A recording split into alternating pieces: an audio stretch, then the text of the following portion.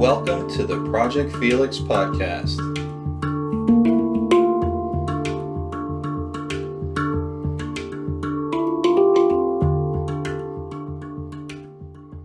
Welcome everybody to another Project Felix episode.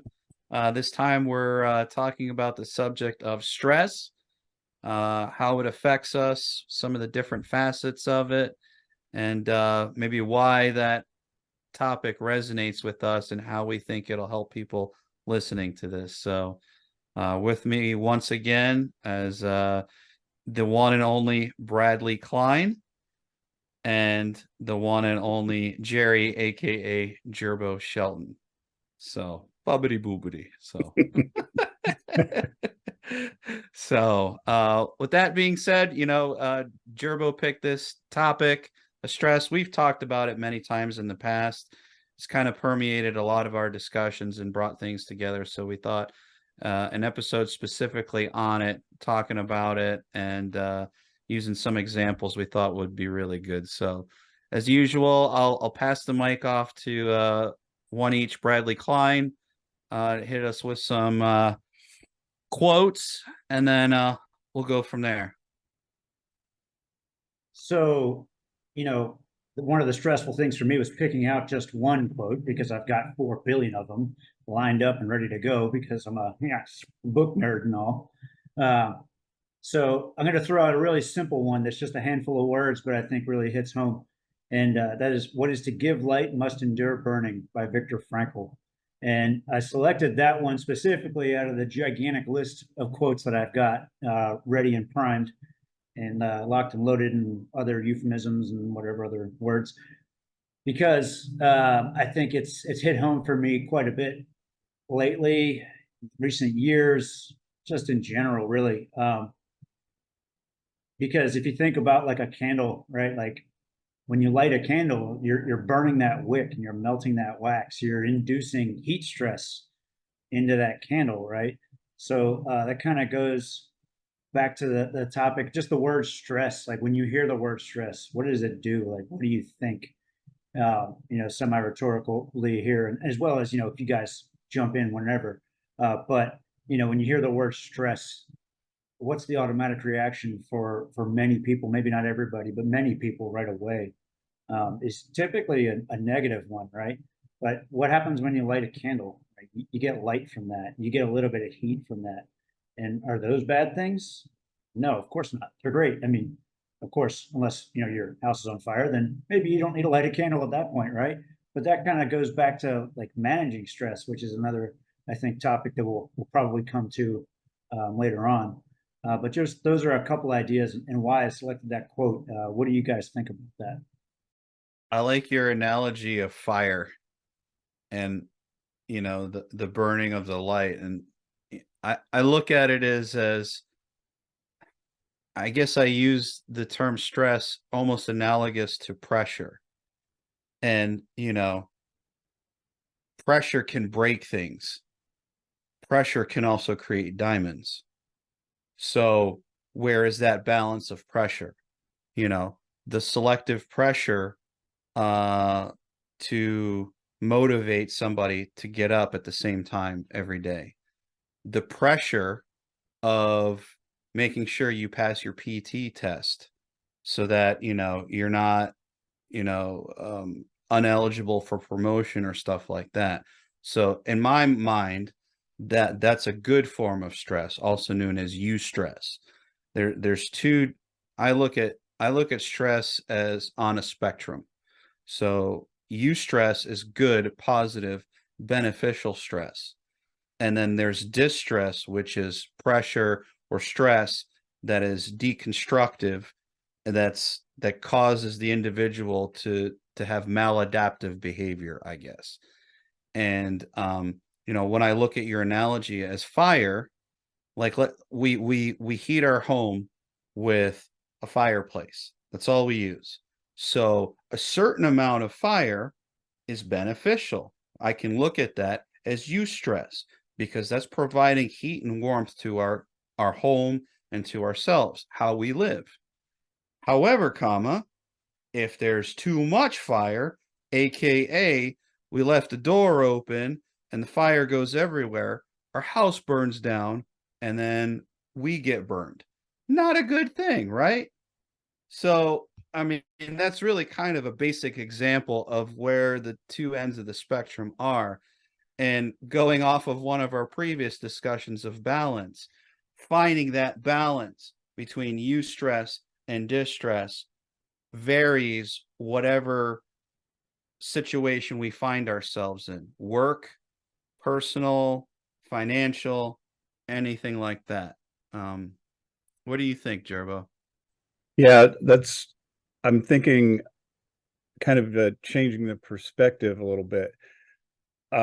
Let's imagine stress is not the variable, the amount of stress being small or great, the fire that gives heat and the fire that destroys your life, two extremes. I like to think about the capacity of the receiver of the stress, right? Let's just say that stress is a force. It's a pressure type of thing, as you said. And I have a prop here. Some of you guys might remember this from our experience in Path. Let's say that this black square is stress and the little white edges are what I can handle. This stress right now is all consuming, whatever that is. It could be a flat tire on the side of the road with no cell phone signal, and I'm just stressed out. And maybe I can't even function now because I'm so stressed out. But I know I have wellness practice in my life. I can grow capacity by, for example, practicing TM, a mantra meditation that helps me relax and calm down. Well, now I've just doubled my capacity to handle that stress. So now that stress is not all consuming because I have changed myself to be able to handle that stress. So it's not consuming me. And let's say I make a habit of getting a good night's sleep. I've expanded that even farther to the point where now I've got that same stress, that same stressful thing hasn't gone away, but I've got room to handle that. I've got practices, I've got techniques, and it's not, negative at this point, right? And we just keep working that down along the line until we're hopefully somewhere like this, where that one stressful thing now really doesn't impact the whole because I have all this capacity. You could even add more stress with this model. You could keep filling black squares into this thing, and I can function, I can handle it. So that's kind of what I was thinking about. Like, what about the perspective of the receiver of the stress? And thinking that it was all basically how we can, all other things being the same, we can witness a stressful event and perceive it in different ways. Maybe it has something to do with our capacity.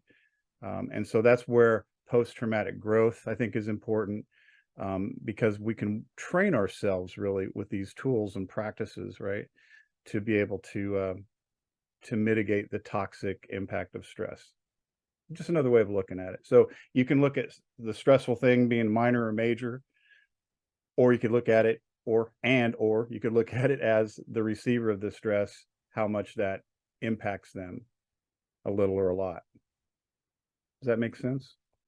Yeah, it makes sense to me, and the thing that keeps popping into my head, and it's a very dynamic environment, the amount of stress at any given moment in time and place, and what each individual's own reservoir is at a certain place in time. Personal examples, being in Iraq or Afghanistan, stress level is very high.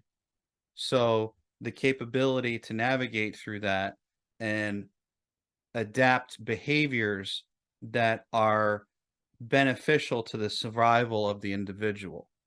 So, being hyper aware, being hyper vigilant, being attuned to your surroundings, reading up on things, developing that good combat mindset, understanding your priorities, so on and so forth.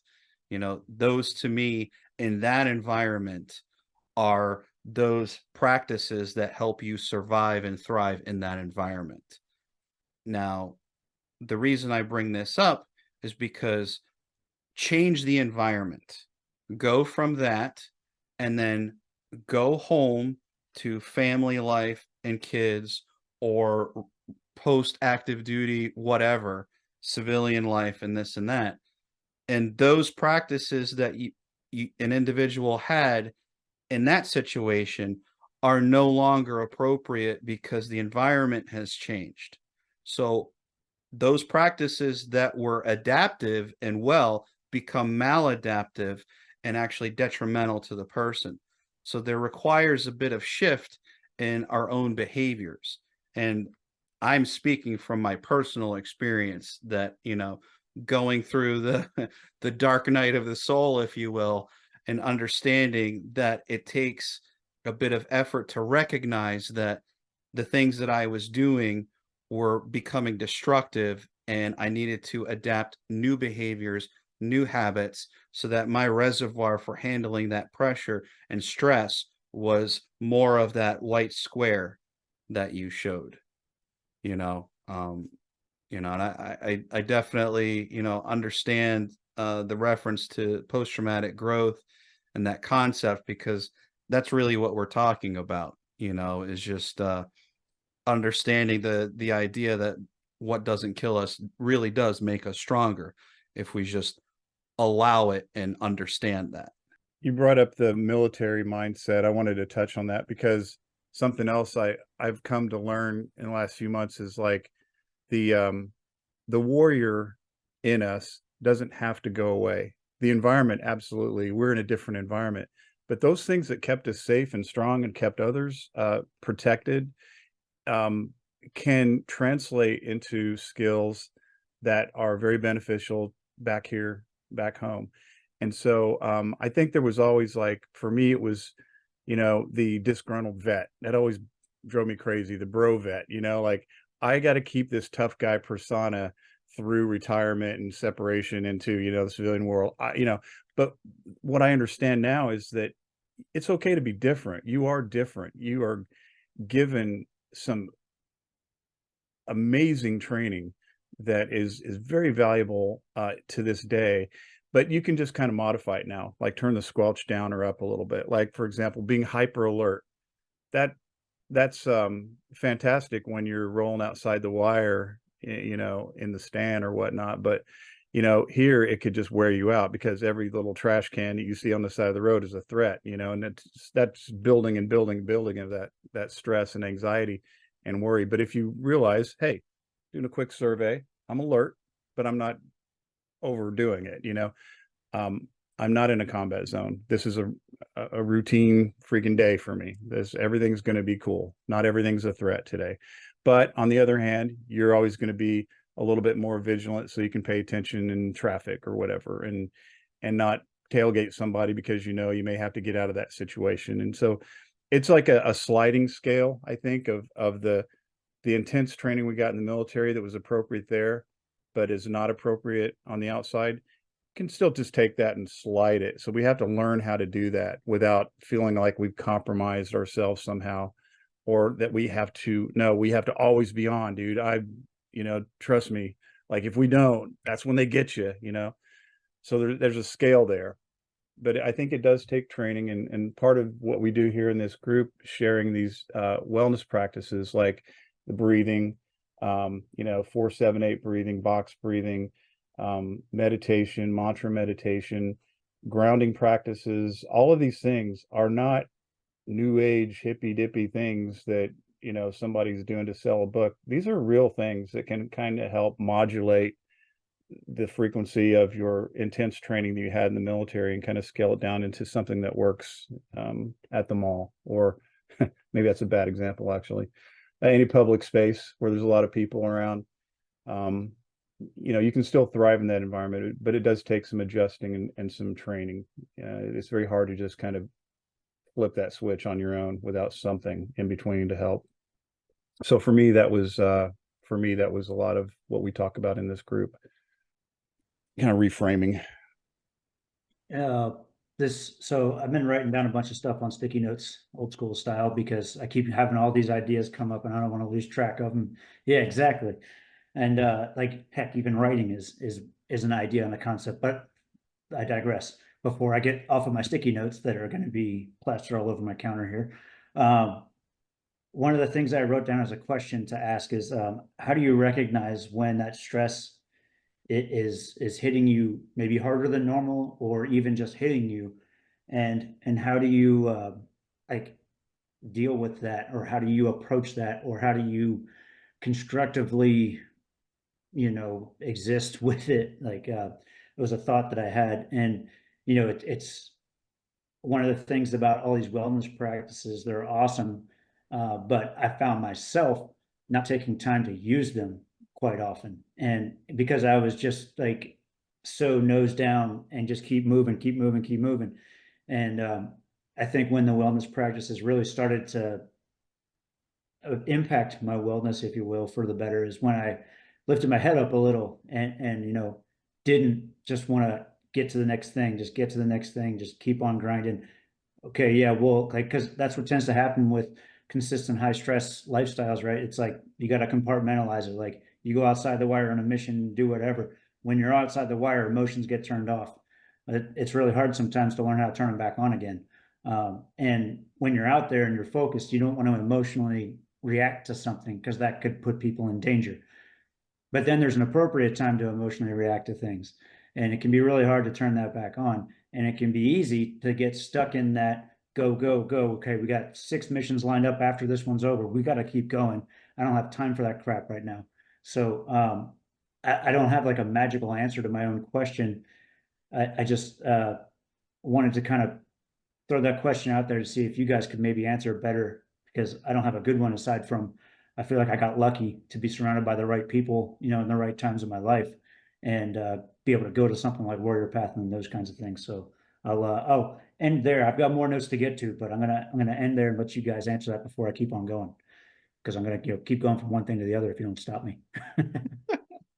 Well, the one thing I want to say, you mentioned you don't have a magical answer to your own question. I would argue that none of us have a magical answer to any question. It's more of just like a bunch of knuckleheads pointing to a certain direction. Like, this way, maybe not so much.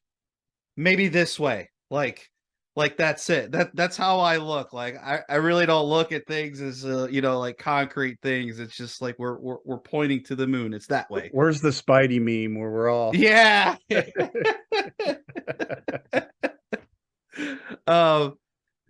Yeah, it's indicators of stress. Indicators, like too much. What are indicators? What does it look like? Is what I got from you. And what I was thinking was, back when I was in uniform, and indicators of too much stress were hand and arm tremors, uncontrollable. It's the subconscious stuff, that you can't run away from. It's been shown in different movies, like Saving Private Ryan, when Tom Hanks's character starts trembling and people notice it and stuff. That's a very real thing, and that's a way of that distress. You can only white knuckle it for so much, but it's gonna come out in one way or another. And that's that distress manifesting itself to maybe remind the individual that, hey, something needs to change. And I speak from experience with that. That was a thing I dealt with for a long time. So that was an indicator for me. Unhealthy habits, drinking, or substances to dull the feeling of just too much stress, too much distress. It was overwhelming, because like you said, trying to get to the next thing, survive to get to this. And it's just like you get to a point where you're willing to do anything just to be able to make it to that, because you consider almost everything a no-fail situation. And again, it works for certain environments for so long, but it's not sustainable for an entire lifetime, especially post-military life. So, those are some of the examples I would, speak to as far as indicators of stress manifesting themselves, and then, how to address it I read a book recently, Mind Hacking Happiness by Sean Webb, and he talks about this concept called the name it, tame it. And it's, through meditation or contemplation or, inner work, if you will, identifying what it is that's making you feel a certain way. And if you can name it, you're halfway there to being able to tame it, to being able to do something about it. But if you're not even, if I wasn't willing to dive within and to look within myself and identify some things and name it, I would just be dealing with these emotions and just pushing them off to the side, which ultimately doesn't work.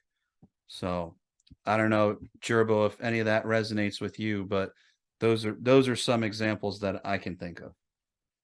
I love it. So I'll just pick up where you dropped us off on the how do you address the stress. So I go back again to the capacity. So if the only thing that we can possibly change is ourselves, like maybe we can't change the environment, we can't change the stress, but if the only thing we can change is within ourselves, then I really believe as we work on our capacity, that's a good first step. Here's why I say that. Like, let's just say in the old versions of ourselves, where we're always alert, always like stressed out, because of whatever.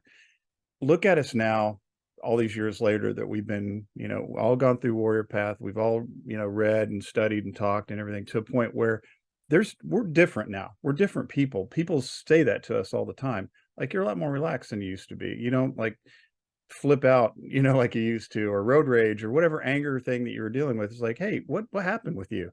And it's like, I think that's where it came from. We've been able to grow our capacity to a little bit more, where we can handle whatever happens, or we can recognize at least as, hey, that's what it is. It's not me. It's not happening. It's just my response. And so then I'll take you back to the old friend of ours, react versus respond. We've talked about this. So the second way to do that, once you have enough capacity to where you're not overwhelmed by everything, that gives you the room to that pause when that stressful thing happens and you recognize it, like, oh shit, the bear pops out of the woods and he's hungry and he's looking right at you. That split moment that you have to make a choice. Do I react or do I respond? When you read that email that completely puts you on blast in front of people you work with, and you're feeling shame, embarrassment, anger, fear, whatever these emotions that are flying around your head, then you can either immediately go to typing and hit send and probably regret it for the rest of your career, or you have that capacity to stop, reflect for a bit, and be like, you know what, let me take a little walk. And you just walk away from your desk for 10 minutes and you come back, and maybe you pick up the phone and call that person, or maybe you swing by their office instead. That's a gift, man. And that's something that, like, we've learned, like, that's the way to do it. But in our prior selves, and I know all of us have gone through this, that's how we operated. We operated always react, because that's what we learned. That's what you did. So, dealing with stress, again, going back to, capacity, and then to have that to understand the react and respond cycle, so that you hopefully choose the response cycle every time. Now, unless there's a bear coming at you in the woods, and by all means react and hightail it out of there, or grab your rifle and go for it. I don't know. I'm not a bear expert. You know what I'm saying? So that's kind of like to add on to what kind of Mario was saying, first recognizing the symptoms, which he articulated, and then me, like, here's what to do with them now that you see them. Brad, anything that comes to mind as far as how stress manifests, and how it's affected you maybe over time, and some things that you've employed to help you deal with it? Tons of things. I still got a bunch more scribbled down here on these sticky notes. And where to start? So it's kind of hard to pick like specific instances and think back, because there's just so many on both ends of the spectrum. But what I would start out with is, again, just one of the different things in recent years, I feel like that's helped me a lot in terms of slowing things down when needed, is reading and expanding the mind, and just thinking about things differently. And there's just so many awesome books out there, and like finding ways to do that. Like, one of my favorite pastimes for the longest time when I was in Italy is to ride my motorcycle in the mountains, sling my hammock up in some trees and read a book, or hike up onto a snow-covered mountain and sit next to a little creek, and just do some reading somewhere like that, because it was just so different and so amazing. Which goes to another note that I'll get to in a second before I get too scatterbrained. But one of those books was The Body Keeps Score by Bessel van der Kolk. And it really hits on, I think, some of the core concepts of all of this. And in one word, it's safety. And, that book kind of focuses a lot on developmental ages. So when you're younger, if you, in general, don't experience a lot of safety, like physical safety and like emotional safety, like how that can impact you for your entire life. And what's crazy to me too about it's like hard for me to completely wrap my mind about how it happens. But like after reading this book, like I, do some self-reflection, you see it, like, it's just crazy. I keep using that word, I know, but I don't know what other word to use for it. But thinking about how it doesn't even have to be physical, right? It can be completely intangible. It can be the way somebody made you feel or didn't feel, like you did not feel safe in one way or another for an extended period in your developmental years. That can impact you for the rest of your life if you don't ever deal with it and do something about it. And a lot of this talk comes back to that word safety, right? Like, why are we so laser focused on a mission outside the wire? Because of safety, because we don't want somebody to get hurt. That's what we always say, right?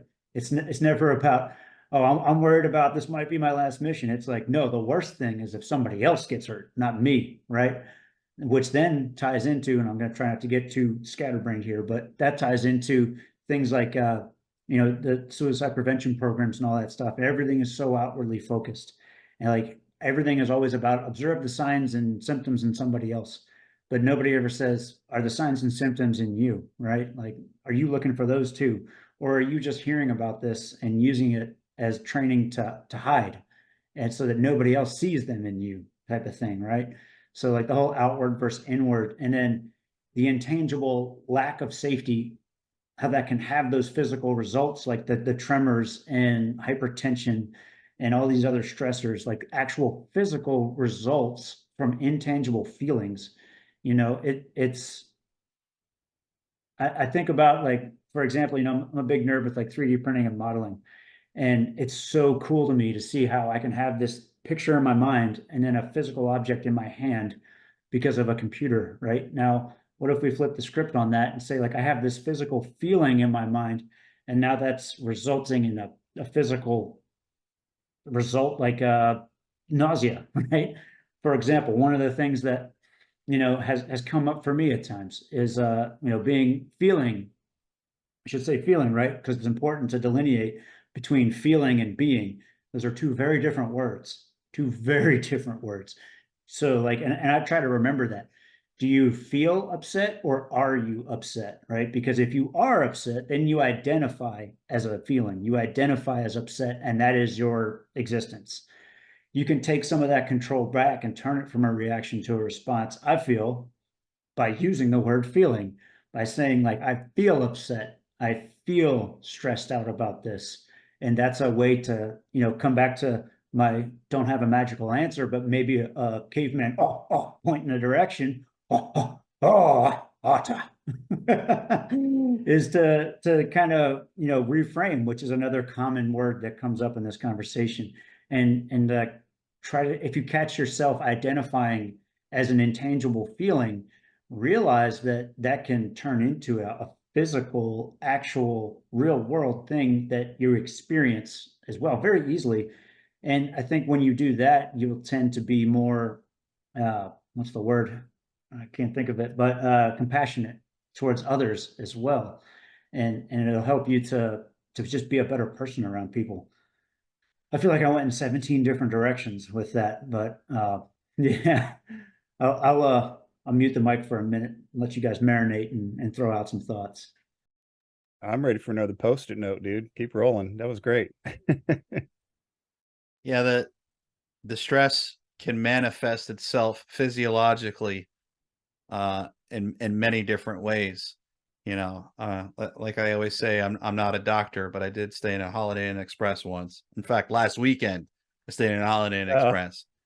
So, but yeah, you know, everything from, you know, blurry vision to, you know, nausea, stomach ulcers, you know, activation of the fight or flight response when, you know, it's not needed or not appropriate. You know, I remember an individual who was getting ready to retire, and the stress of retirement, he started losing hair in a patch on his head right here, like a circle right there. He went to the doctors and they told him it was because of the stress of getting ready to retire.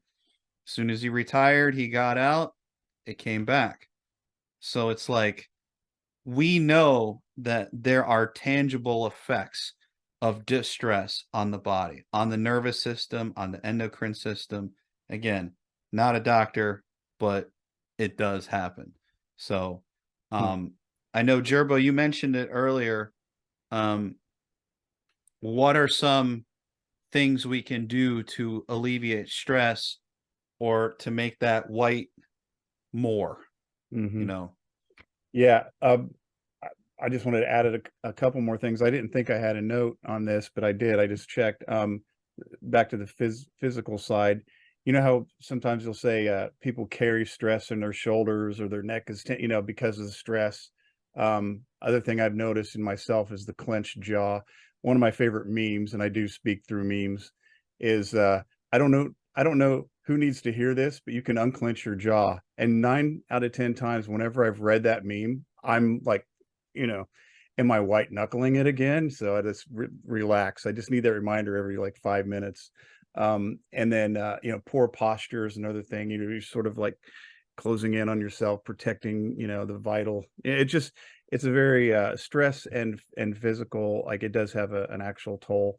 And there's also the mental side, you know, sleeplessness, you know, if you're anxiety. I mean, that's the big deal, because then it starts feeding into the whole cycle, doesn't it? If you're not sleeping well because you're anxious, then your body is wrecked and can't rest and recover and recuperate, which adds more anxiety, which enables you to you know, not get any good sleep and whatnot, you know, and it just kind of it's a self-licking ice cream cone at that point.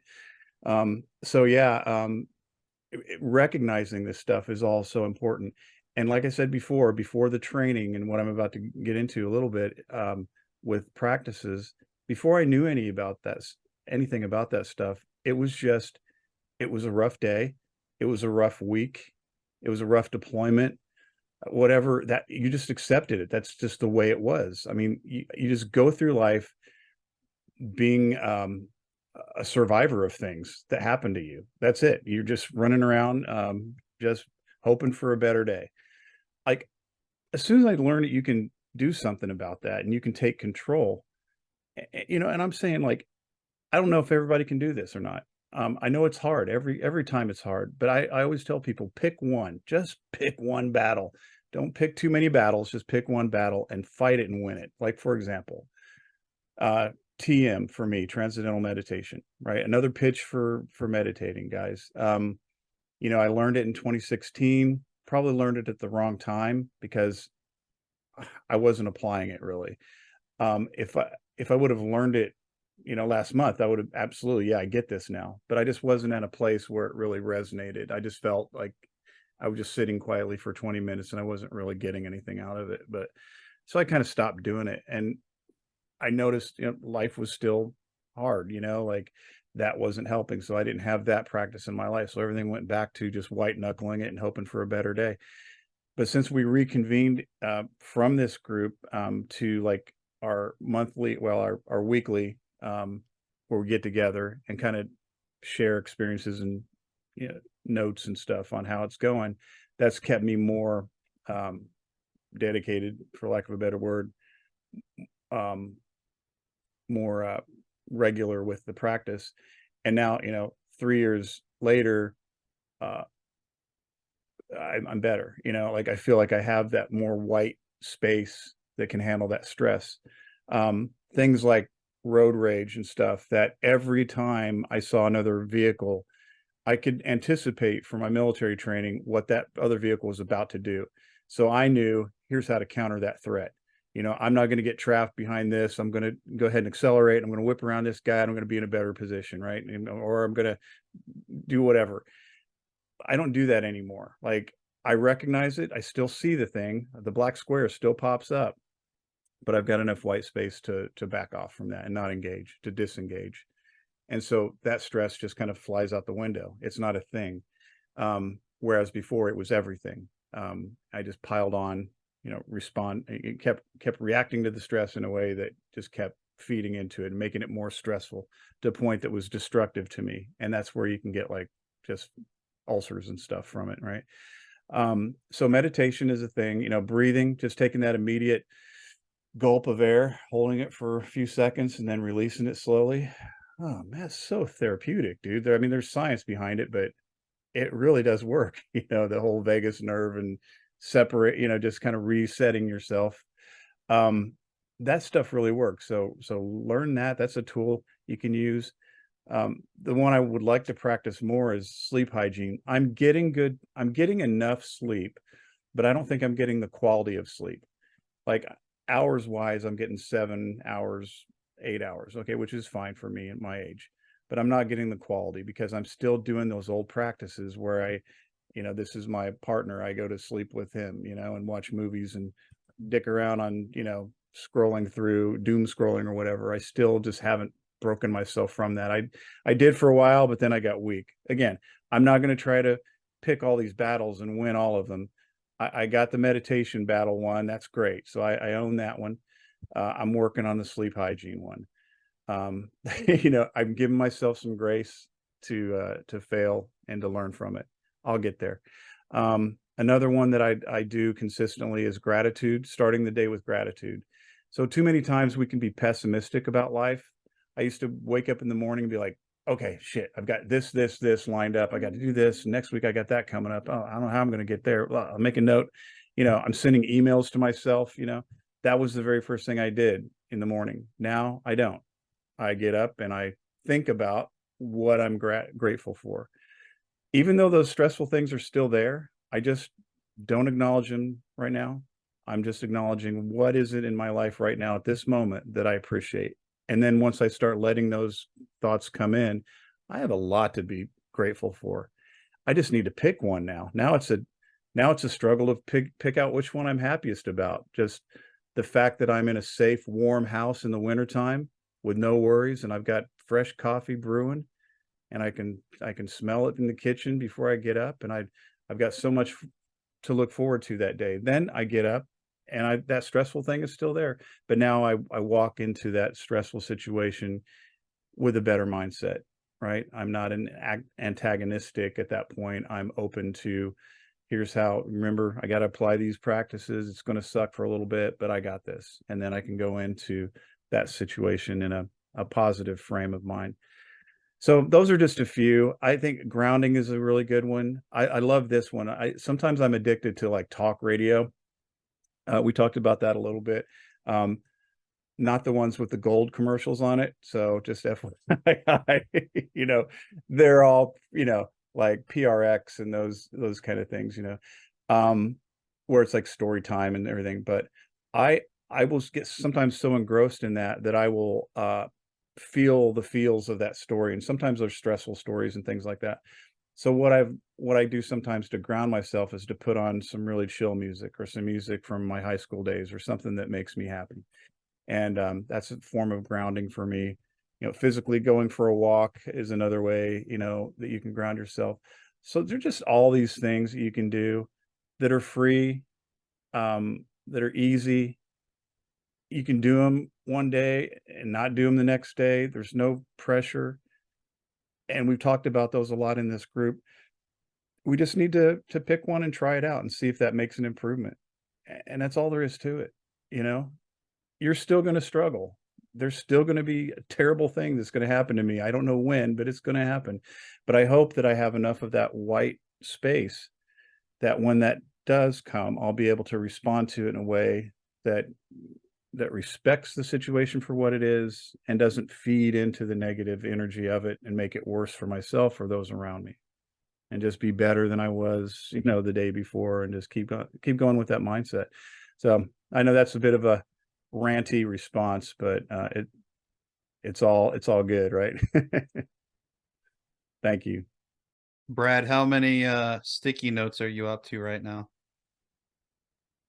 There's 2 full ones, but I've been I almost got started on a third because I keep on writing notes. One of the notes that I wanted to throw out there to Gerbo, something that always comes up, right, is atomic habits. Talking about winning battles, right? You know, start out with winning the small battles and see where that gets you. And I think that can really help to minimize some stress, is just, you know, the distress, minimize some of the distress, which kind of leads me to another thought and an idea about minimizing stress. Is that something we should do? Is a question that, you know, comes up. And in certain circumstances, sure, absolutely. And in other circumstances, or there may be times when there's nothing you can do about it, right? So what are you going to do then? What are you going to do, you know, when you are confronted with the stress and you have to do something about it? You have to deal with it. Life is going to stress you out, right? That's the thing. Like we talk about one of everybody's favorite subjects, like trigger warnings, right? I used to do a post-traumatic growth conversation with like Airman Leadership School and other like professional military education type environments. And I used to give out a trigger warning in the beginning. And then I did a little bit of reading and some more contemplating and thinking about it. And I realized like that's not healthy. That's not helpful or healthy, because what do we do when we have trigger warnings for things, right?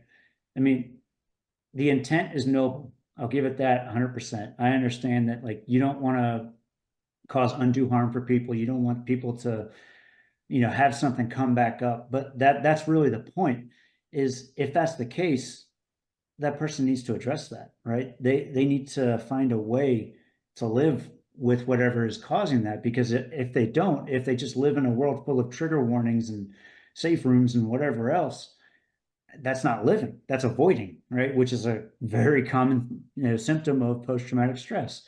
So you know, that was one of the things that, you know, I was thinking about, like with avoidance and things like alcohol and other substances and whatever else it may be. If we're avoiding stress, you know, we can't always do that in life. There's going to be times where that's not an option, right?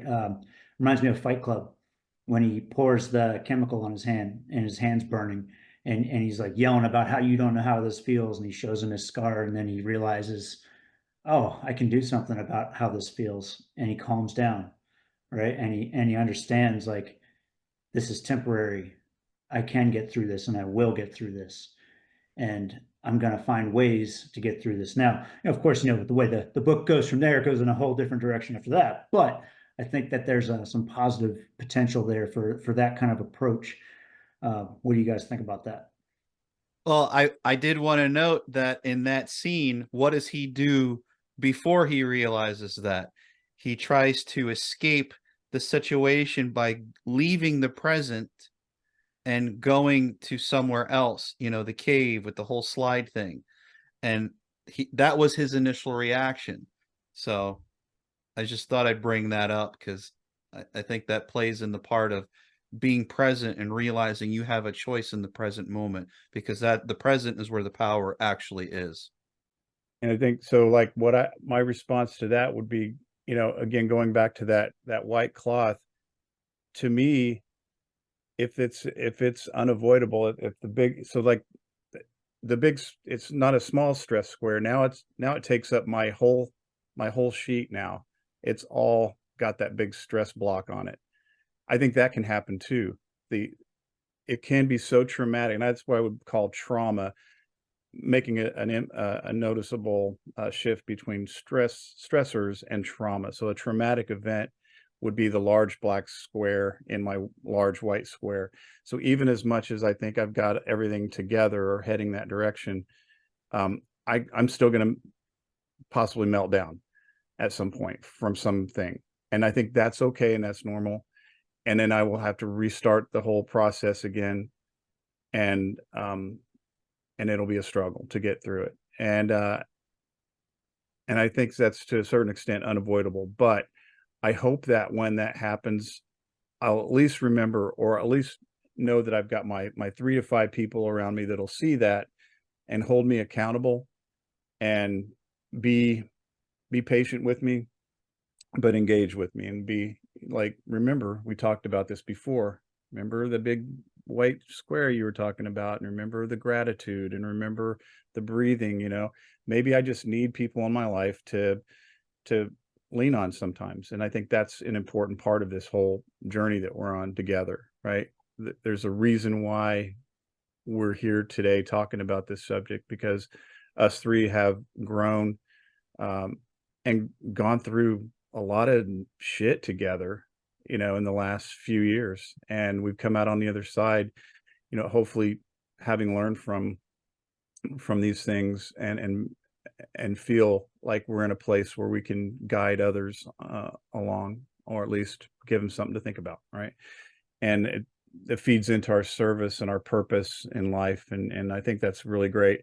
But we're all humans, we're all fallible. We can all fall off of this this ideal that we built for ourselves. But that's okay too, because like I said, we shouldn't abandon all the things that we know that work, because they do work. We've seen them in ourselves and others.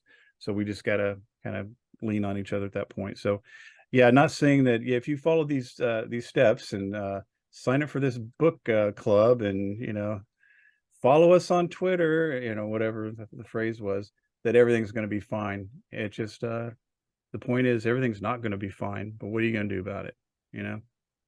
Yeah. Understand that you have a choice. That's huge, man. Even when it seems like you don't. Like, this happened to me. Remember, it's not what happened to you, it's what happened. The you element of it is negotiable. I mean, it's like we talk about reframing and stuff like that. It happened. You can't change that. I wish sometimes we could change the past, but the you part is something that can definitely be worked on. Just saying. Sorry, kind of. Yeah. No. That's perfect. I couldn't help but think of, it's come up twice in this conversation about the skills that we learned, in the school of hard knocks, so to speak, that, they don't just need to be forgotten about, because frankly, they're extremely useful, and military paid a shit ton of money for us to learn them. I couldn't help but think of the term repurposing. And I'll let a secret out of the bag, the cat out of the bag. So those skills with, like, dismounted stuff, constantly being aware of things, looking around, ground signs, things look out of place, just being hyper aware in general, all that. Part of the reason why I wanted to start the Project Felix Jamboree every year is to provide an environment and an opportunity where people can be out and about on the other end of the spectrum of a combat experience, repurposing those skills that we were taught in a more natural and holistic way. So I'll bring up, when we go on a hike and we go on a walk in the creek, for example, instead of looking for landmines and ground signs and tripwires, now we're looking for turtle stones. Now, instead of going out on a hike and wondering if we're going to get pop shots at us, It's the sound of a woodpecker making its home.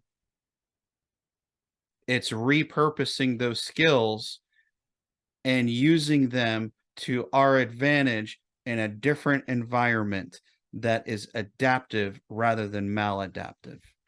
I mean, having gone once, wish I could have gone more often, but hey, I'll just have to come back for the next ones. In general, just there's power in nature for sure, especially power again with feeling safe in nature, and safe outdoors somewhere. When that kind of environment exists and you have that opportunity, that makes a big difference in your mental well-being, in my personal opinion. And I think there's so much value to, no matter what's going on outside, yeah, sure, rain can be kind of annoying, but how cool is it to like sit on the front porch in a cabin in the mountains when it's raining and just listen to the rain fall, right? You're still outside, right?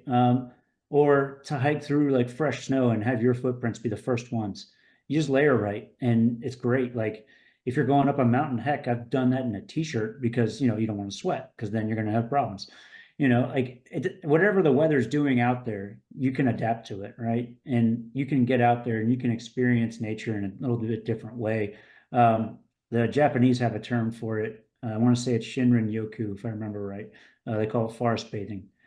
And, they talk about even just 10 minutes of walking outside in a forest, what that can do, especially in the modern era when we're staring at screens all day long, some of us in offices, whatever it is that we're doing. Just turn the dang screen off and go outside, even if it's just to walk around a trail in the woods, or heck, even walk around a sidewalk. Just be outside. Try to get somewhere where there's some trees because it's just so good for you. Or get on the beach and listen to the waves, whatever it is that's out there in nature. Like there's a huge benefit that can help reduce stress and reduce anxiety when you can find yourself feeling safe in a natural environment. For at least that's been my personal experience. I won't say that that's going to be the cure all for every human being ever, but some people love cities and all that, but there's still parks and cities, right? There's Central Park. That land has got to be worth some serious money, but there's a reason it's there, right? So something to consider from my angle. So you mentioned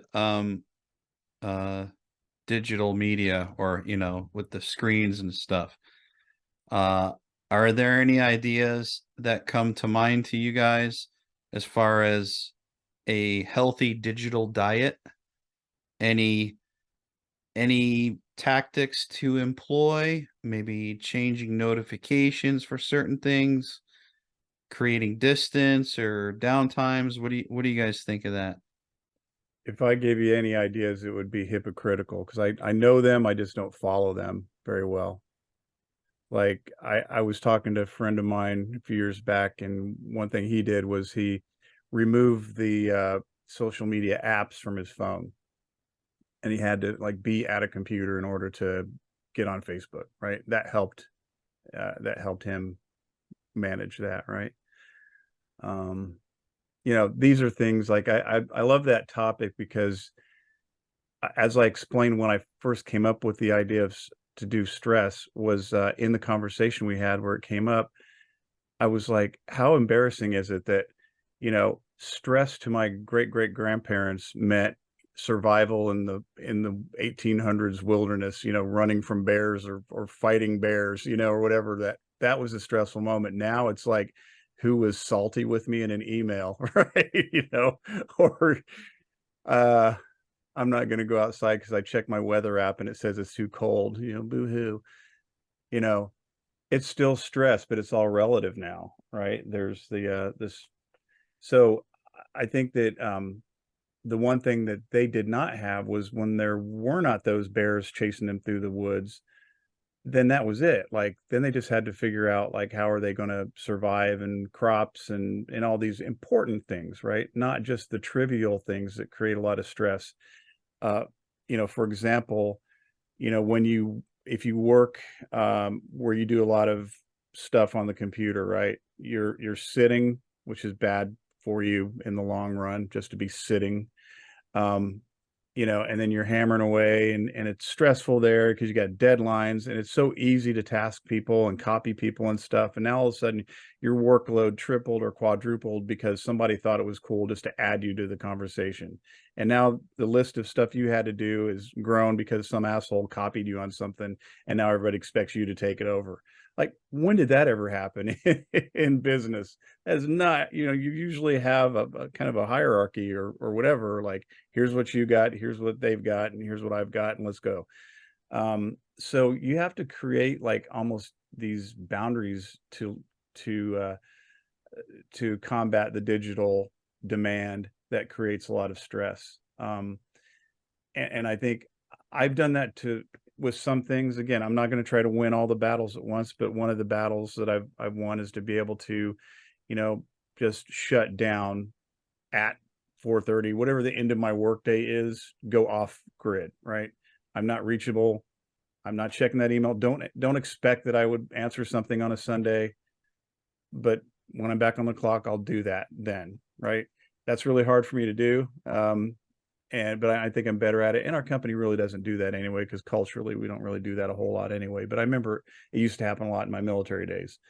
There was an expectation while I'm just sitting around. I could be just drinking, watching movies or something, and like Saturday night I'll get something from an 06 needing my attention. Like, okay, I guess I have no clock, but hey, so yeah, creating some boundaries for yourself, some limits on what you consume, all of those things are technically doable, but it's just a matter of, will we do them? What are we missing? There's a thing called FOMO, right? Fear of missing out.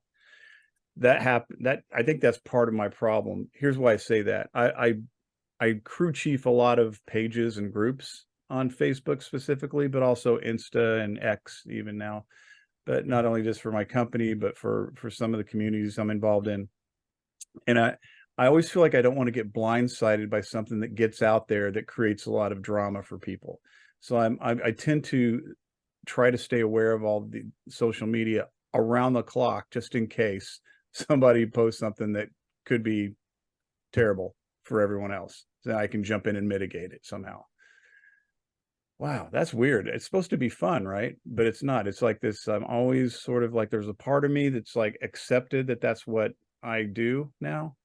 And so I'll just do that. So, but instead of it being a stressful thing, I've learned that that's just something I'm accepting.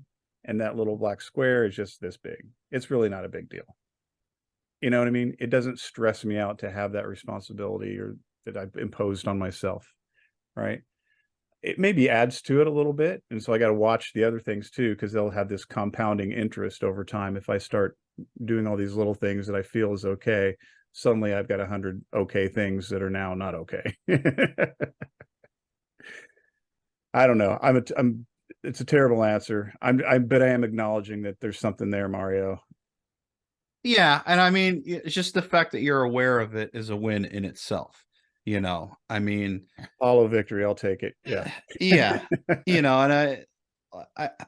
I bring the digital diet stuff up is because, it's not difficult for us to change the notifications on a few of our apps, depending on our position and work and career and life and stuff. Do I really need to get notifications for every single thing that I have on my phone? Okay, let me identify the ones that are absolutely necessary and change the notifications for that. Am I on call 24/7 for this week? Okay, yes, then I need to have my phone right next to me on at all times. If I'm not on call, maybe I can create some distance between me and my phone when I'm sleeping. Maybe I can turn it off on silent. Or, if I have a Google phone like I do, it's on twilight mode or something like that. Silent mode just automatically goes. So these seem like kind of small and silly things, but again, they really do add up, because this thing has become such a part of daily communication that we're conditioning ourselves. Every time we hear a certain ding, I got to go get to it. It's an automatic response. And that is like an example of, why making some healthier decisions, healthier habits, this is a big part of that, in my opinion. So, I don't know, Brad, you're in a, you're still active duty and stuff. Are you able to kind of change those habits? I mean, what does that look like to you, or is it not a thing? I mean, currently with my job, like there's nothing that's an emergency, right? At the current moment. Now, whenever I move to another position, maybe there will be. And the word that kept coming up to my mind, especially when Gerbo was talking, and then even more when you were just talking there about notifications, in one word is peace. Because you're the one who told me everybody deserves it, right? Right, Mario? We're human beings, not human doings. Absolutely. And so then I wrote down a little note on my sticky notes here of what disturbs your peace. And there's going to be times where things are going to disturb your peace, and that's the way things have to happen, kind of like stress, right? And that can impact your stress levels. And that's okay. That's a part of being a human being. Like, hey, if somebody's attacking the home front, then we got to do something about it, right? We got to survive. I get it. But how many times do we get some silly request for information or email about, hey, this working group did this, what are they doing next? And here's the fun part that I noticed, how much of it is in my own head and how much of it is actual implied stress from the sender, right? The sender and the receiver type thing. When I receive an email and I read it, I'm reading it in my head. I'm not reading it in their head. They might not be sending that peace disturbance signal, right? They just might be asking a simple question that we can work together on. And that comes back to, again, reframing a perspective. I think remembering that can help it from disturbing your peace as much. Now, when you get a text message about some quarterly award on a Saturday, like, come on, is this really worth a weekend text? No, it's not. And I will say, I also want to clarify and follow that up with, I rarely get those, and I can't remember the last time I did. So I'm not saying like from personal experience necessarily, just an example. And one of the things that I do now that I'm not on call is I put my phone on do not disturb automatically every night. Same thing from like 10 p.m. to 6 a.m. And like I have it set to like allow phone calls. And I tell the people that actually like really matter, to me, like if you need to get a hold of me at night, you got to call me. You can just keep letting it ring until I wake up. Don't send me a text, right? Because I'm not going to answer it. And back to the notification thing, like it's just crazy how that's like a whole like marketing thing type thing. It's like a casino, right? Like keep people pulling that handle on that freaking slot machine because you have that red number pop up in the top right corner, or that little red dot. Like, oh, there's something there. I need to see what it is. Do you? Do you really? Is it going to be anything of value? Maybe, but is it worth disturbing peace over? Probably not. Like, I've been finding myself even more so lately, especially, like, I don't think the word is boredom, but like things like social media, YouTube, and all that stuff. I find myself like asking myself the question, like, do I need to refresh the page? Do I need to even go to the page? Do I even need to open the app? Like, what's there for me? Is there something there for me? Maybe there's something to laugh at. Maybe there's something to piss me off. Maybe there's just more, gobbledygook that doesn't provide benefit. Right? Mental candy. Yeah, exactly. It's a mental high, a little bit of mental sugar of, oh, people, laugh, react to my meme. Yay. Or they didn't react to the meme that I shared about people not reacting to my memes. Like, irony. It's a vicious cycle. Yeah. So, then comes the question after that. If you don't do that, then what do you do? It's weird. Maybe you experience life. Maybe you read a book. Maybe you take a walk. Maybe you build something. Maybe you create some art. I don't know. Whatever it is that works for you. Play a video game and forget about the world for a minute. That's okay too, right? Like, and that goes back to something Gerbo mentioned earlier. Like, it's okay, right, to feel stressed and feel down and feel beat down and all that. It's 100% okay. That's part of being a human being, right? That came up in Brian Kastner's book, After the Long Walk. Is that what it's called? Or The Long Walk? Forget the title. It's been like 10 years since I've got a brain fart. Yeah. I think it's After the Long Walk, or maybe I'm mixing that up with the group. I think it's Yeah, well, let's check that. Sorry, Yeah. Brian, if you watch this. We definitely the long walk in there somewhere. It is. It's a Sure. great book. And I'm still thinking about it 10 years later. So it's a good thing. And There it's, you go. kind of the end of it where he talks about it. It's you're being a human being. Like it's okay. That's the whole point of that. So I wanted to share something, what does that look like? Yeah, it's just the long walk. Talk about what does that world look like without the digital, like the phone in your hand 24/7? You've experienced it. You grew up that way. I mean, your phone might have been cordless when mine was a corded one, but people had to get a hold of you by calling your house number, and they had to look up in the book to find out what your number was, and you had to memorize the important numbers of people in your life and be in a house to do it. You know, we experienced this. We grew up this way. So when you ask yourself, what would we do without that stuff? What would it look like? Just remember what it looked like. You're out living your life. And if there's a real emergency, people have to track you down, but you've communicated, like people know you're at the mall or you're going to ride bikes with Kevin or whatever you're doing.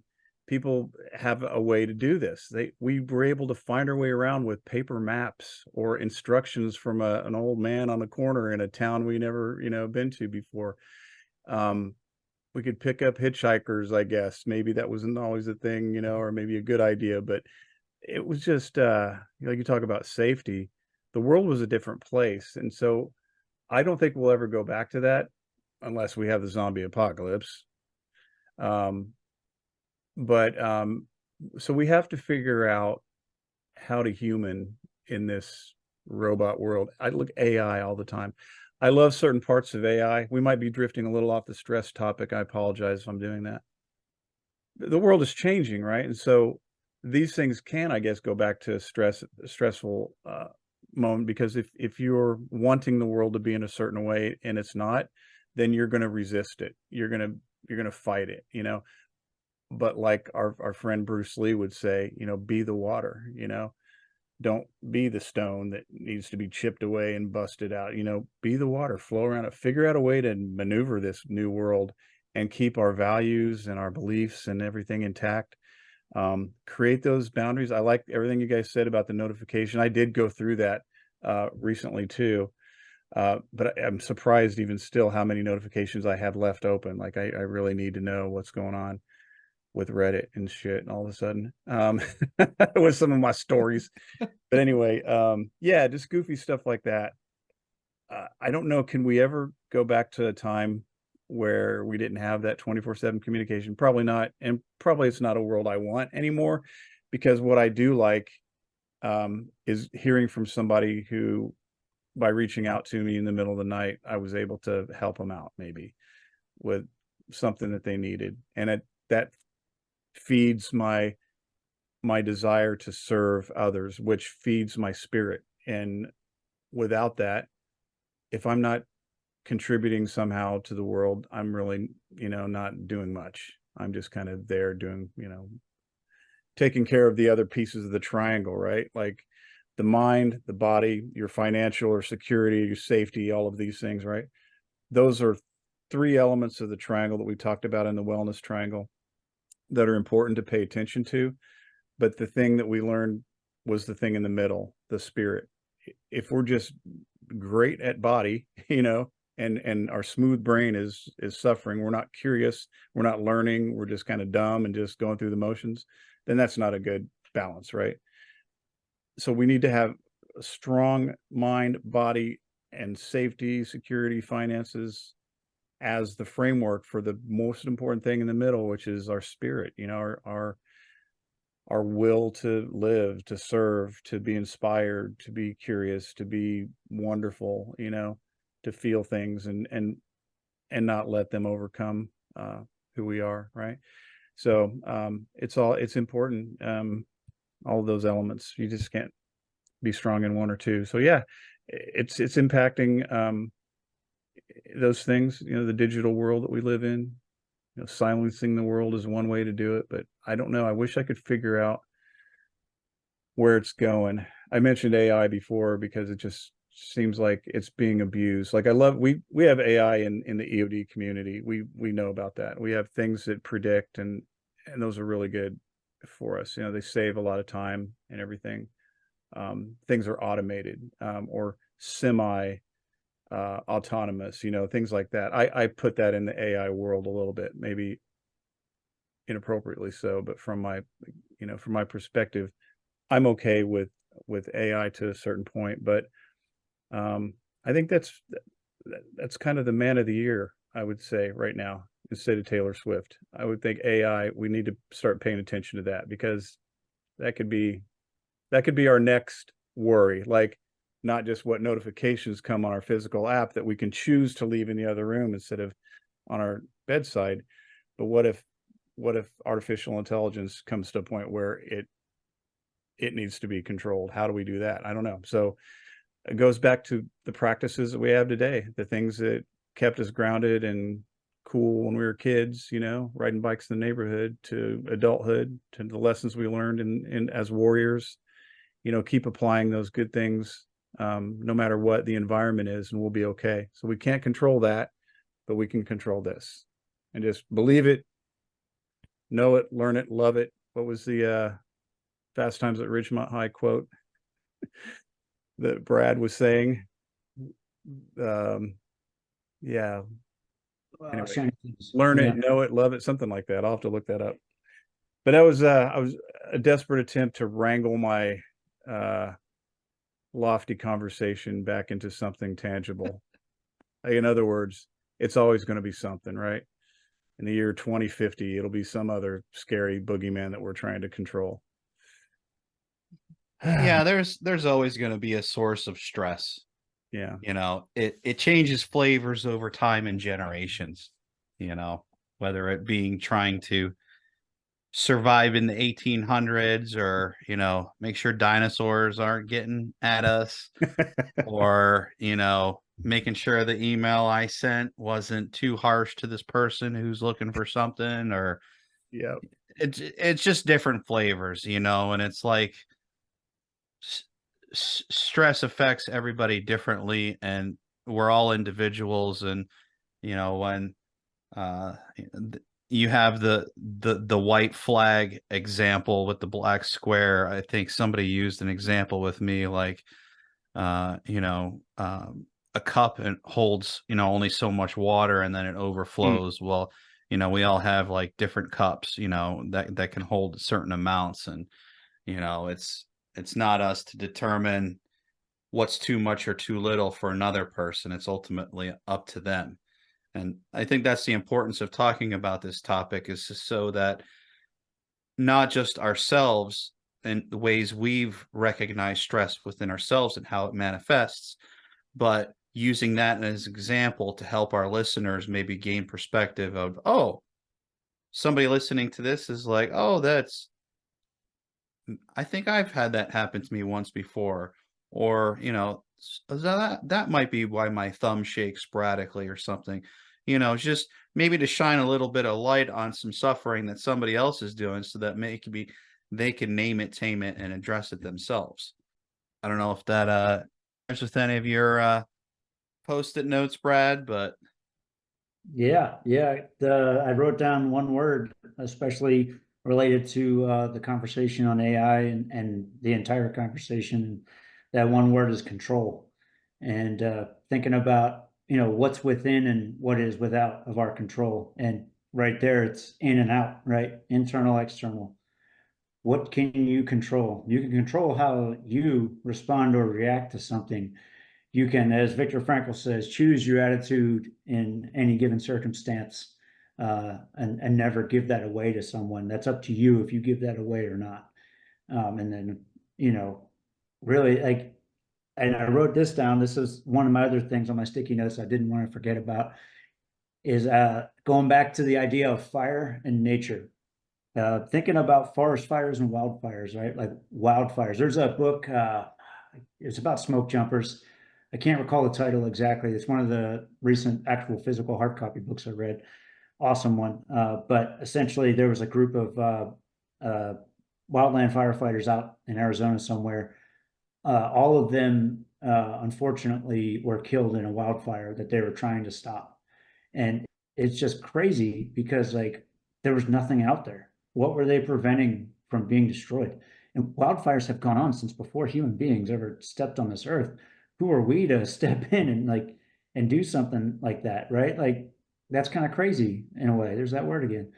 Um, there are times where you got to stop the wildfire and you got to do everything you can to stop the wildfire. I get that, right? But there's other times the wildfire is actually good, right? There's certain species of pine trees. The only way that their pine cones can open up and seed is if there's a forest fire.